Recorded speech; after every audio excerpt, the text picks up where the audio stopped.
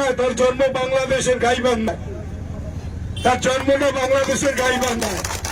আর তিনি নিজেকে রাজবংশী পরিচয় দেন, তিনি আদৌ রাজবংশী কিনা কুচবিহারের মানুষ জানেন না। বাংলাদেশে পরামানিক ছিল, এটা এসে প্রামাণিক হয়ে গেছে।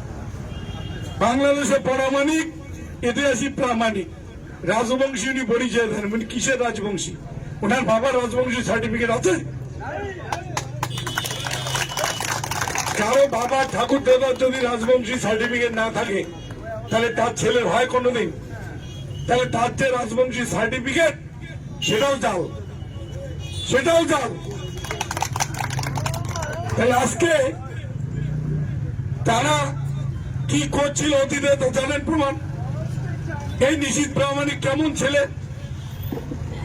আপনাদের সাংসদ কয়েকবার জেল খেটেছে, কখনো সোনার দোকানে ডাকাতির কেসে, কখনো ব্যাংক ডাকাতির কেসে।